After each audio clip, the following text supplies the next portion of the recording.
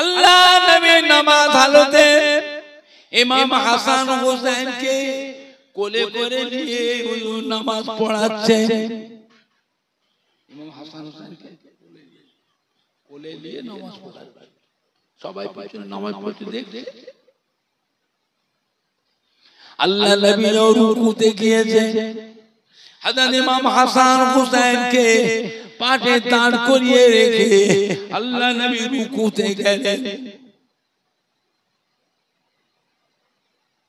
আল্লাহ নবী সিজদাতে গিয়েছেন, আবার ইমাম হাসান হোসেন আল্লাহ নবী পিঠের উপর উঠে বসে পড়েছেন। জোরে বলুন।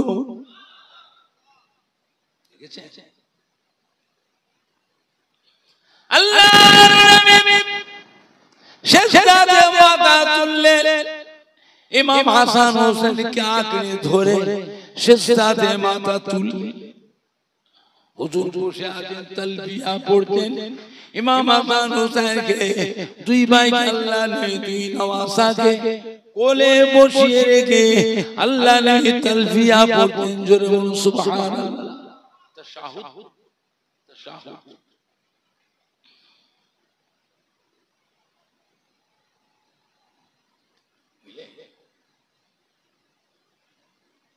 হযরত জিবরাইল সাল্লাল্লাহু আলাইহি নবী বললেন, কি করছেন? দেখবে ছেলে মানুষ, আপনি আল্লাহর বড় ফেরেশতা, পাক ফেরেশতা, যদি বিয়াদবি হয়ে যায় বদদুয়া করবেন না, আল্লাহর রাস্তে maaf করে দিয়ে যাবে। হযরত জিবরাইল বলেন, ইয়া রাসূলুল্লাহ, ইয়া হাবিবাল্লাহ, হুজুর আমার বিয়াদবি maaf করুন। আপনি কি জানেন আপনার আদরের নাতি ইমাম হাসান হোসেনকে আল্লাহ পাক নিজে কত ভালোবাসে? ইয়া রাসূলুল্লাহ, ইয়া হাবিবাল্লাহ, আপনার কলিজার টুকরি নয়নের তারা মা ফাতেমাকে আল্লাহ পাক নিজে কত ভালোবাসে। হযরত ইমাম হাসান হোসেনের মাসুম বাচ্চা, দুধের বাচ্চা মা ফাতেমা রাদিয়াল্লাহু আনহা রাতে ঈশার নামাজের পর হযরত ইমাম হাসান হোসেনকে কোলে করে নিয়ে মা ফাতেমা বুকের দুধ পান করান। ইমাম হাসান হোসেন মা ফাতেমা দুধ পান করতে করতে ইমাম হাসান হোসেনের মা ফাতেমার কোলে ঘুমিয়ে পড়ে। ওই সময় মা ফাতেমা আস্তে করে দুটো বাচ্চাকে কোলে বুকে করে জড়িয়ে ধরে উঠে দুলনার উপরে আরাম দেন। দুলনার উপরে আরাম দিয়ে মা ফাতেমা দাঁড়িয়ে দুলনা দড়িটা ধরে দাঁড়িয়ে দাঁড়িয়ে তুলা দিতে থাকে। ইমাম হাসান হোসেন ঘুমিয়ে যায়, মা ফাতেমা দুলনা দড়িটা ছেড়ে দিয়ে এক পাশে নিরালা নিঝুম জায়গায় গিয়ে আল্লাহর মোহাব্বতে তাহাজ্জুদের নামাজে মশগুল হয়ে যায়। গভীর রাতে ইমাম হাসান হোসেনের ঘুম ভেঙে যায়। দুলনায় শুয়ে শুয়ে ডাকতে থাকে, আম্মা জান, আম্মা জান, আম্মা জান বলে ডাকতে থাকে। ওই সময় আল্লাহ রাব্বুল আলামিন আমি জিবরাইলকে ডাকে আরশে আজিমের নিচে, ও জিবরাইল এদিকে আসুন, যান চলে যান, এখনই দুনিয়াতে চলে যান, মদিনা শরীফে গিয়ে ফাতেমার লাল ইমাম হাসান হোসেনের ঘুম ভেঙে গিয়েছে। ফাতেমা ওখানে নাই। ফাতেমা এক পাশে নিঝুম জায়গায় গিয়ে আমার মোহাব্বতে তাহাজ্জুদের নামাজে মশগুল হয়ে আছে।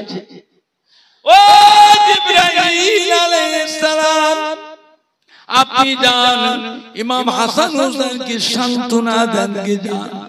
যতক্ষণ ফাতেমা তাহাজ্জুদের নামাজে মশগুল হয়ে থাকবে, আপনি ইমাম হাসান ও হুসাইনকে সান্ত্বনা দিতে থাকুন।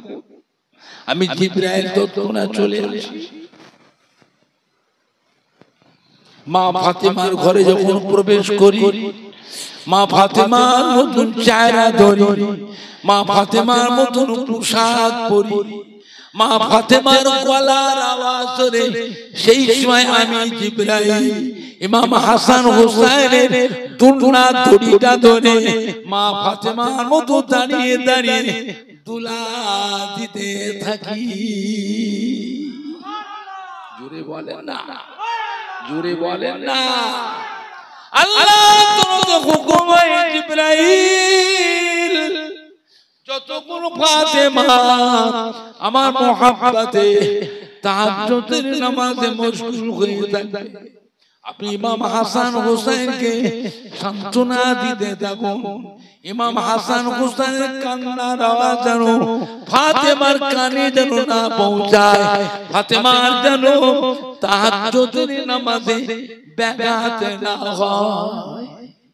ইয়া রাসূলুল্লাহ, ইয়া হাবিবাল্লাহ, আজ হযরত ইমাম হাসান হুসাইন একটু বড় হয়ে গেছে। আমি আপনার দরবারে আসি, কোরআন পাকের ওহী নিয়ে আসি, এসে দেখি ইমাম হাসান হোসেনের মদিনার মসজিদ নববীর ভেতরে, মদিনার মসজিদ নববীর বারান্দায় ছুটি করে খেলা করে। সাহাবায়ে কেরামেরা ইমাম হাসান হোসেনকে বুকে জড়িয়ে ধরে চুমু খায়, কত আদর আল্লাহ করে। আমি জিবরাইল চেয়ে দেখি, আমার মন খারাপ।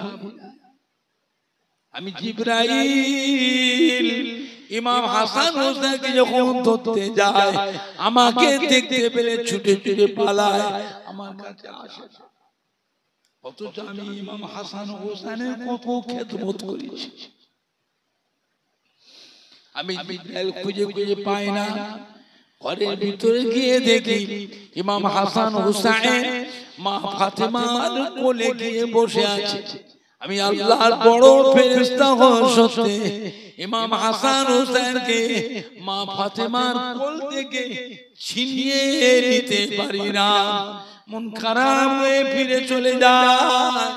হুজুরের দরবারে যখনই আসি, লক্ষ্য করি আদি ইমাম হাসান হুসাইনের সাথে আপনার সাহাবাদের ভিতরে কার সাথে বেশি মোহাব্বত।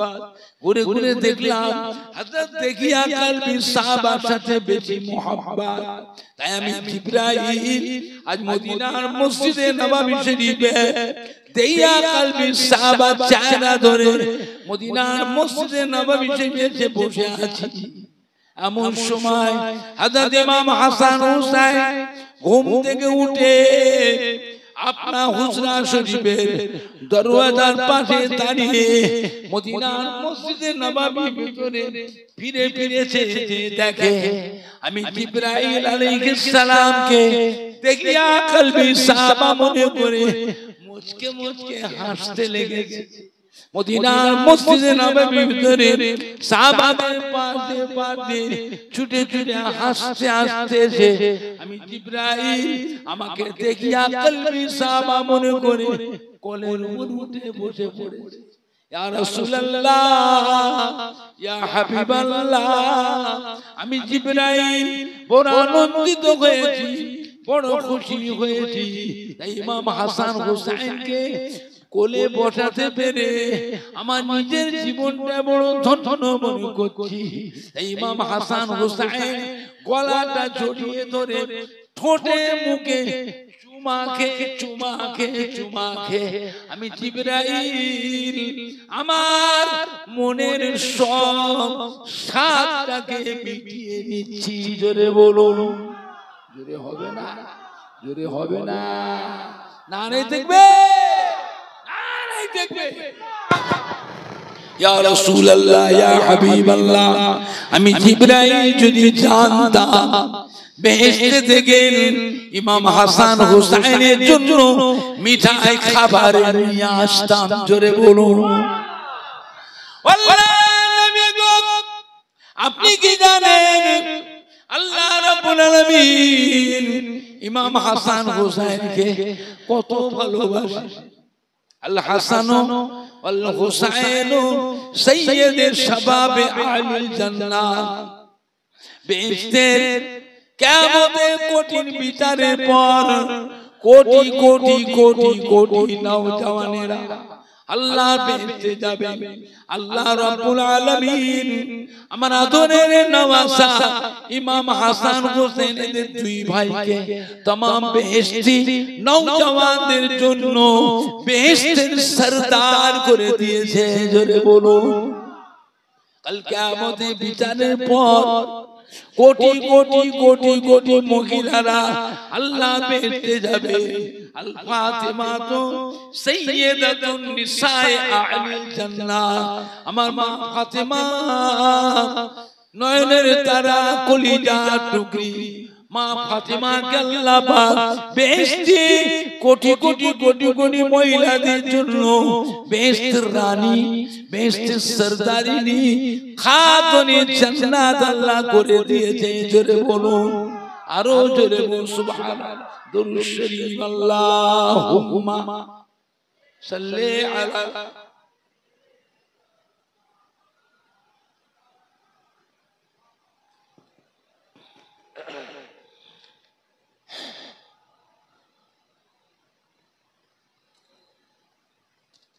আল্লাহুম্মা সাল্লি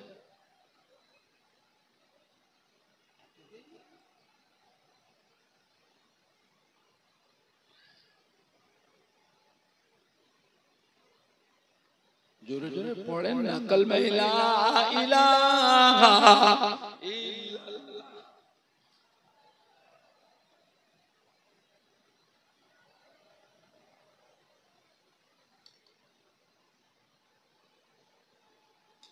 কালমা লা ইলাহা ইল্লাল্লাহ।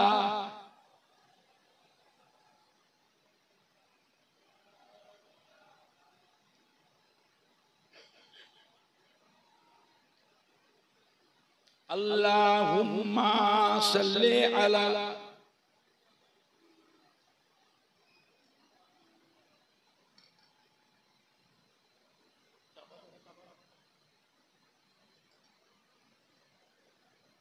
আমার ভাইজানরা বাপজানেরা যুবকেরা আমাদের কলিজার টুকরার সন্তানেরা আখিরি জামানা বাবা মোবাইলের ওয়াজ শুনবেন না। মোবাইলের ভিতরে আল্লাহর নবীর নামেও কটূক্তি করেছে, বেয়াদবি বেয়াদবি কথা।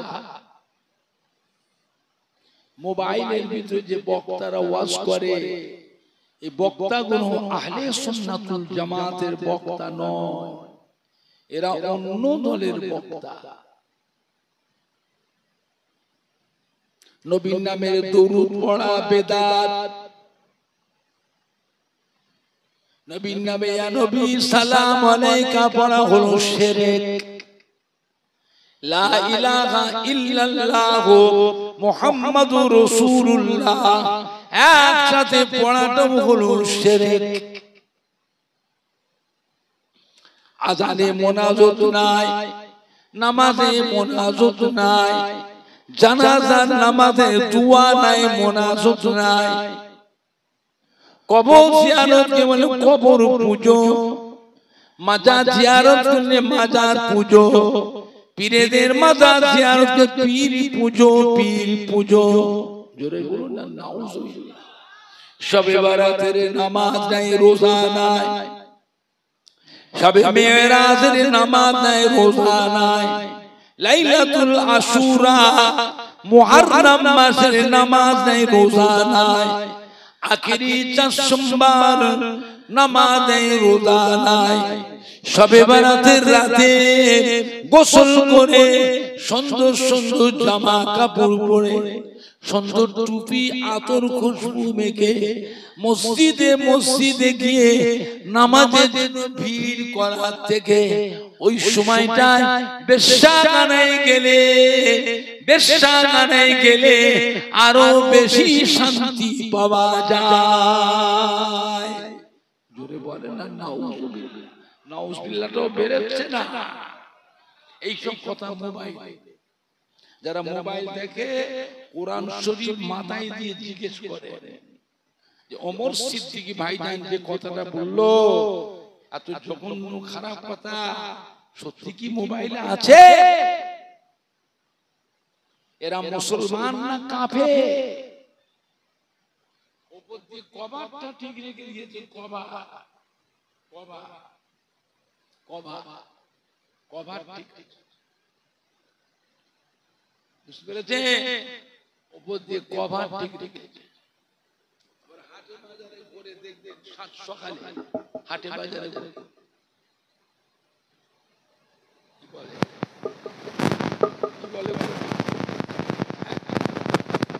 হাটে বাজারে ঘুরছে,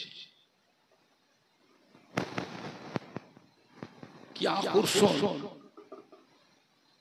মানে আল্লাহর ওলিদের, মুরিদদের, ছেলেদের, নাতিদের অন্তরে আল্লাহর ওলিদের মহব্বত গুলো বাদ দিয়ে এর উপরে মহব্বতের আকর্ষণটা বাড়ছে। অথচ এরা কেউই জানে না, মূর্খ সমাজ, অশিক্ষিত সমাজ, জেনারেলি শিক্ষিত মানুষ, আম মানুষ, এরা কেউ জানে না যে এইভাবে তাসবিহ পড়াটাকে বলা হয়েছে শিরকের গুনাহ। কিসের গুনাহ? শিরকের গুনাহ। আল্লাহ সব গুনাহ ইচ্ছা করলে মাফ করে দেবে, কিন্তু শিরকের গুনাহ আল্লাহ মাফ করবে তো? কথা বলে না? শিরকের গুনাহ আল্লাহ মাফ করবে, জাহান্নামে দেবে।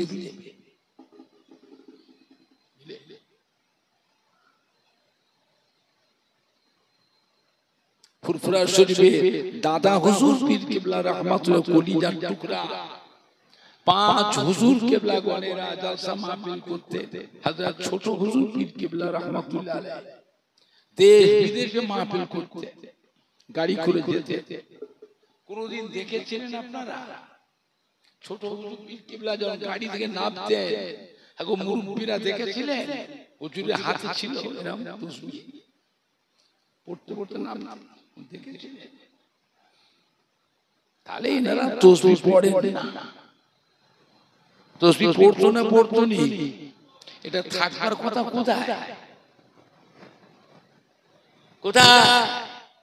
এরা করছে কি? হাটে বাজারে সকালে সাধারণ মানুষ ওদের অন্তরে আল্লাহর ওলিদের মহব্বত বাদ দিয়ে এর উপর মহব্বতের আকর্ষণ বাড়ছে। যে দেখছিস কত আমলি মানুষ সব সময় ইবাদতে আছে। ফুরফুরা শরীফের দাদা পীর কিবলা রাহমাতুল্লাহ আলাইহি একটা তাসবিহ ছিল 1000 দানা। কত দানা? 1000 দানা তাসবিহ। এই 1000 দানা তাসবিহ একটা ধামা। দাদা হুজুর কিবলা রাহমাতুল্লাহ আলাইহি ঈশার নামাজের আগে খাওয়া দাওয়া করতেন, খাওয়া দাওয়া করে ঈশার নামাজ পড়তেন। ঈশার নামাজের পর আর কারো সাথে কথাবার্তা বলতেন, একটু দোয়া পড়ে ওই তাসবিহটা নিয়ে দাদা হুজুর পড়তেন। এই তাসবিহ পড়তে পড়তে মসজিদে ফজরের আযান হলো।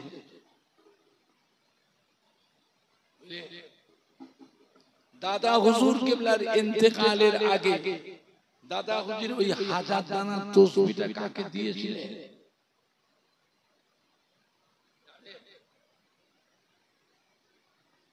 দাদা হুজুর কিবলার কলিজার টুকরা 5 হুজুর কিবলার মধ্যে একটা হুজুর ছিলেন মাদারজাত আল্লাহর ওলি, মায়ের পেট থেকে আল্লাহর ওলি হয়ে দুনিয়ায় এসেছিলেন। এটা কোন হুজুর? কি বলছে? হযরত নূহ হুজুর।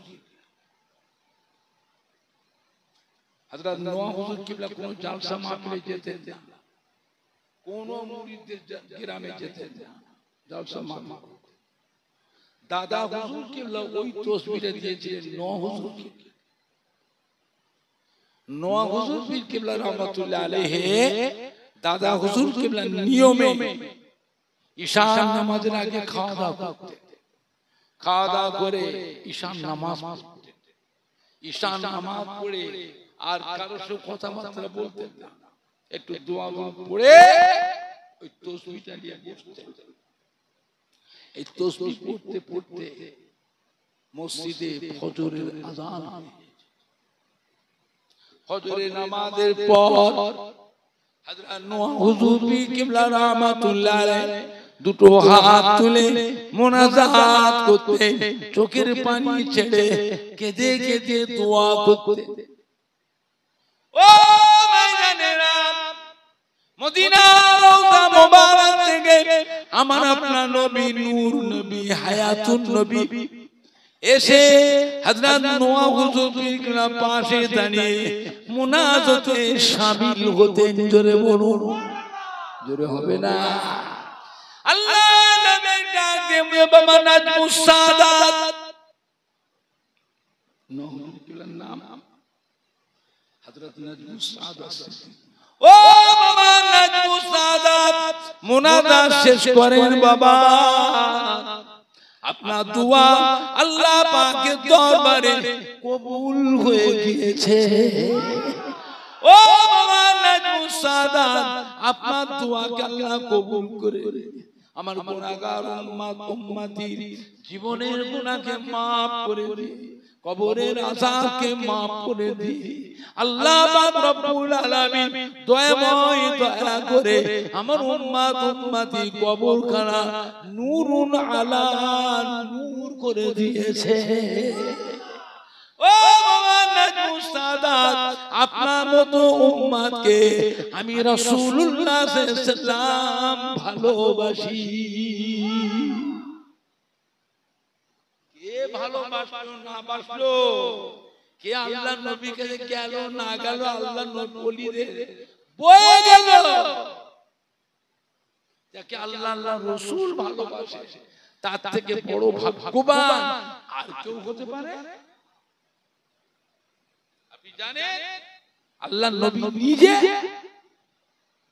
মদিনার মসজিদে নববী শরীফে মিম্বারে দাঁড়িয়ে ডাক দিয়েছেন, বাবা হযরতে আলী এদিকে আসে, ও হযরত ওমর ফারুক এদিকে আসে। দেখে আল্লাহর নবী কি করেছে, গায়ের জুব্বাটা আল্লাহর নবী খুলে হযরত আলীর হাতে ধরে, মাথার পাগড়িটা খুলে হযরত ওমর ফারুককে ধরে, বাবা আপনারা দুজনা আমার ইন্তেকালে পরে দুজনাই চলে যাবে। কোথায়? করণ বলে একটা জায়গা আছে, ওইখানে আমার মুহাব্বতের উম্মত আছে। নাম কি? আমার মুহাব্বতের উম্মত উচ্চ দরজার তাবেঈন, উঁচু মাকামের তাবেঈন, নাম হযরতে ওয়াইস কারনী। তার আপনারা দুজনে গিয়ে তার কাছে দোয়া নেবেন, দোয়া। দুজন বড় বড় সাহাবাকে বেহেশতের সার্টিফিকেট প্রাপ্ত, হযরতে আলী, হযরত ওমর ফারুক বেহেশতের সার্টিফিকেট প্রাপ্ত। এদের দুজনকে আল্লাহর নবী পাঠাচ্ছেন তার কাছে গিয়ে দোয়া নেবেন। হযরত ওমর ফারুক রাদিয়াল্লাহু আনহু হযরত আলী রাদিয়াল্লাহু বললেন, হুজুর আপনার প্রায় 100 লক্ষ সাহাবা, ওয়াইস কারনী নামে তো কোন সাহাবা দেখিনি হুজুর, আমরা তো চিনিনি। আল্লাহ নেই বলে বাবা জাহিলি অবস্থা আমার কাছে আসেনি বাবা। মা অসুস্থ ছিলেন, মায়ের খেদমতে ছিল। কার খেদমতে? মায়ের।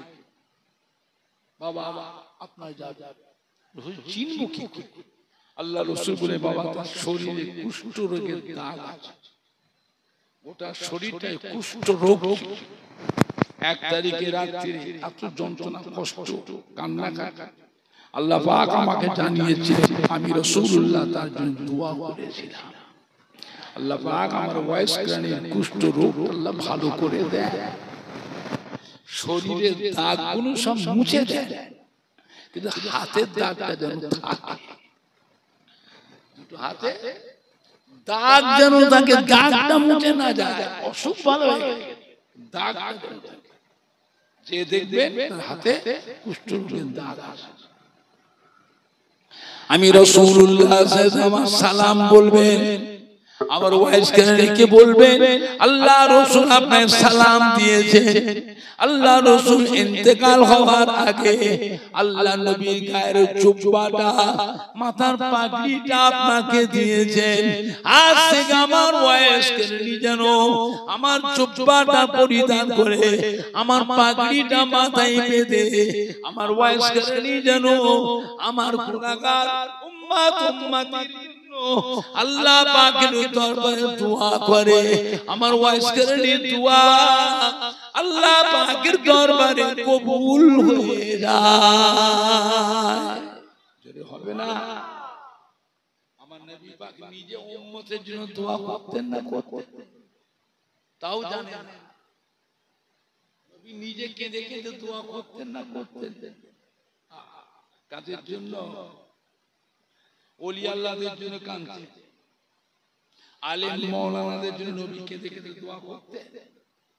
বলো কথা নেই, গুনাহগার গুনাহগার কথাটা সত্য না মিথ্যা কথা?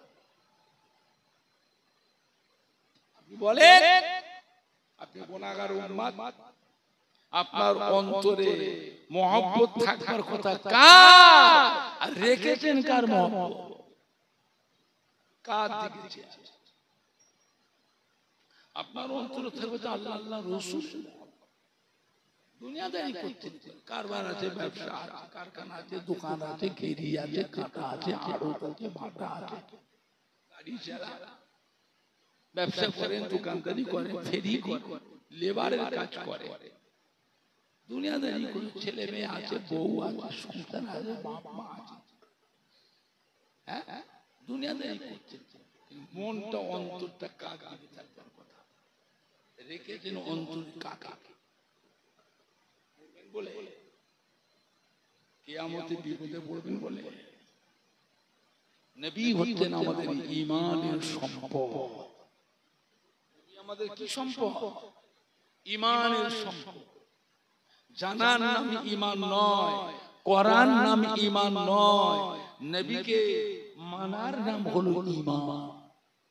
মানবে, মানার মতো আল্লাহ আমাদের সবাইকে হেফাজত করেন। জোরে বলুন আল্লাহুম্মা আমিন, জোরে বলেন না আল্লাহুম্মা আমিন। আল্লাহর ওলি হযরত হাসান বসরি রাহমাতুল্লাহ আলাইহি রাস্তা দিয়ে হেঁটে হেঁটে যান, হুজুরের চলাফেরা পথের মাঝে একটা কবরস্থান সামনে পড়ে গেল। কবরস্থানের কাছে গিয়ে হুজুর দাঁড়িয়ে সালাম দিলেন। আল্লাহর ওলি হযরত হাসান বসরি রাহমাতুল্লাহ আলাইহি সালাম দিয়ে ওইখানটায় দাঁড়িয়ে দোয়া দুরূদ পড়লেন, কোরআন পাক তেলাওয়াত করে দুটো হাত তুলে চোখের পানি পেলেন, কেঁদে কেঁদে দোয়া করতে লাগলেন।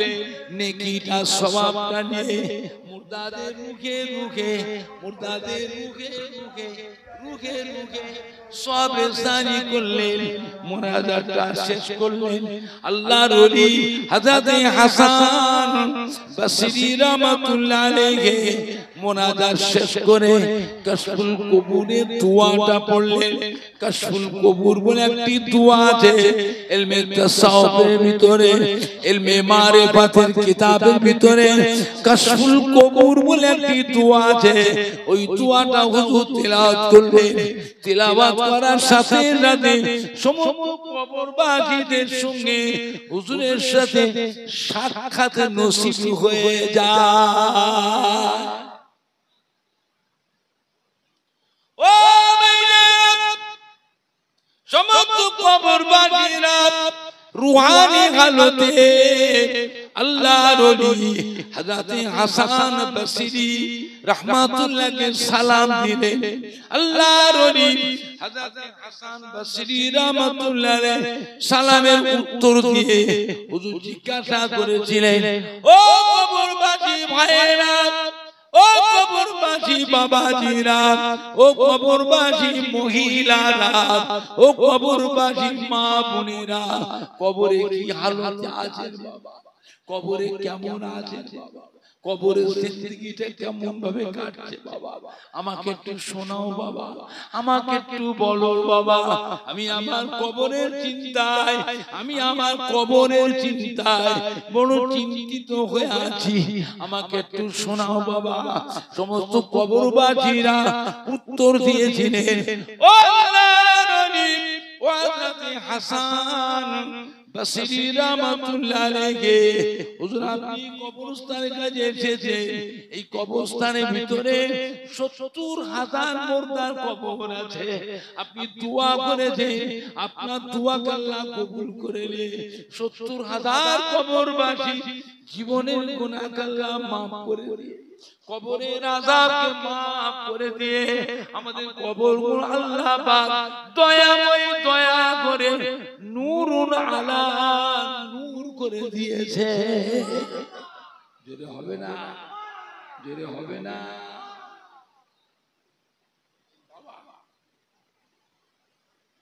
এক তারিখে হযরত ইমাম হাসান হুসাইন রাদিয়াল্লাহু তাআলা আনহুমা মা ফাতিমা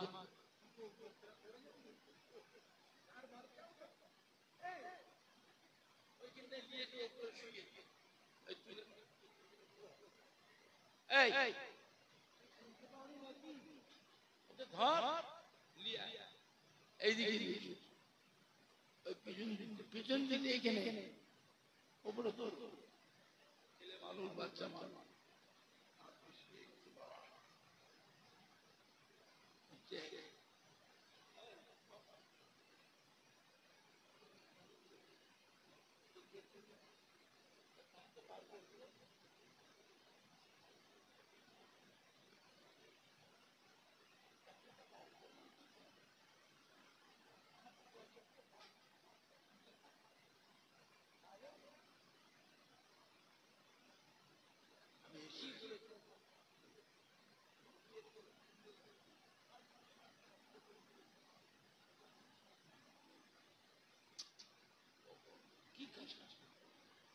আমি এসে বসে আছি পৌনে ১ ঘন্টা,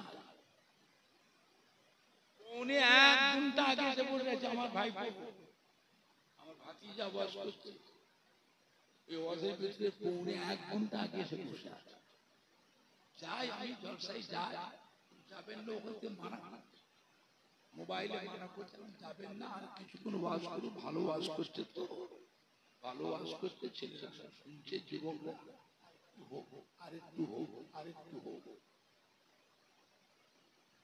আমি একটুখানি সামান্য মিষ্টি খেয়ে চলে এসেছি, ভাতও খাই, আমি নামাজটা পড়ে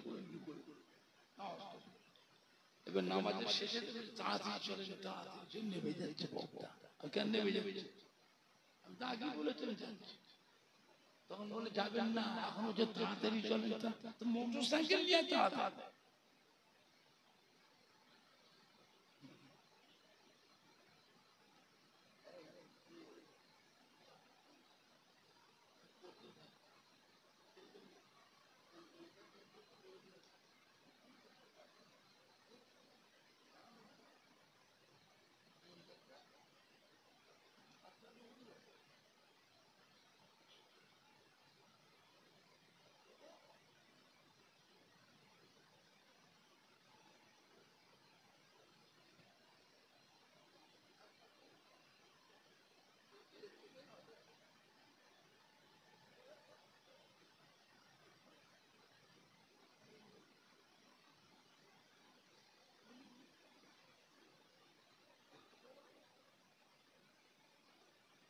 বুঝলেন না? এখন আপনারা ওয়াজ করবার সময় শেষ, রাত বেশি হয়ে গেছে, আমার রাত ১০টা থেকে ১২টা টাইম।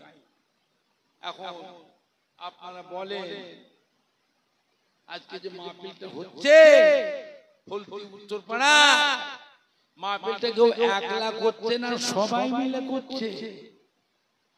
কথা বলে না, এবার মাহফিলটা হওয়াতে বিভিন্ন গ্রাম থেকে সব মহব্বতের মানুষ, কত সম্মানী ভাইরা এসেছে। আজকে মাহফিলের যুবকেরা, কলিজার টুকরা সন্তানেরা, আশেপাশে মহিলারা, মা বোনেরা অনেকেই এসেছেন আত্মীয় সূত্রে।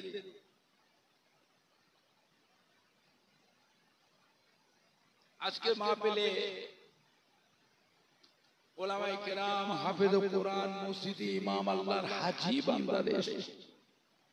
আজকে মাহফিলে ফুরফুরা শরীফ থেকে আপনাদের দাদা পীরের আওলাদ, আপনাদের ছোট হুজুর পীর কেবলার সন্তান, বসিরহাটে আল্লামা হুজুরের পীরের আওলাদ, চাঁদপুরি হুজুরের পীরের আওলাদ, একে ফজলুল হক সাহেব রহমাতুল্লাহ, ডক্টর শহীদুল্লাহ রহমাতুল্লাহ পীরের আওলাদ। আজ ফুলতি গ্রামে মুহররম উপলক্ষ করে উত্তরপাড়া মাহফিলে যা আসলাম, তাতে সবাই খুশি না বেজা? হ্যাঁ বাবা, অল্প না বেশি? কিরকম বেশি এবার হাত তোলেন তো দেখি।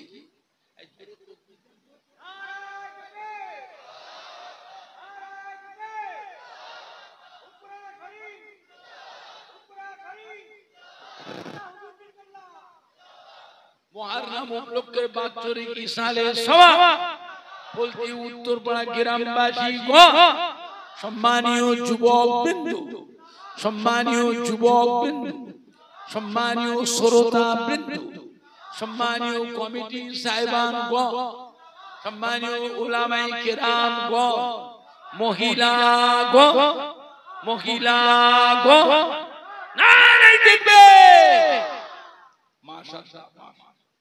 বলেন আপনারা কি আছে? অনেকের বাপ আছে, মা নেই, মা আছে, বাপ নাই। অনেকের দাদু যান, নানা যান, দাদি যান, নানি যান, আত্মীয় স্বজন, প্রতিবেশী, মাই মুরব্বী, কবরবাসী, মোর্দারা কবরে শুয়ে সারা বছর ধরে এতিমের মতো পড়ে পড়ে তারা কাঁদতেছে। কবে আসবে সে মুহররম মাস? কবে আসবে সেই লাইলাতুল আশুরা? কবে আসবে ইমাম হাসান হুসাইন আওলাদে রাসূলের স্মরণীয় ইনশাআল্লাহ? ফুলতি গ্রামের উত্তরপাড়া আমাদের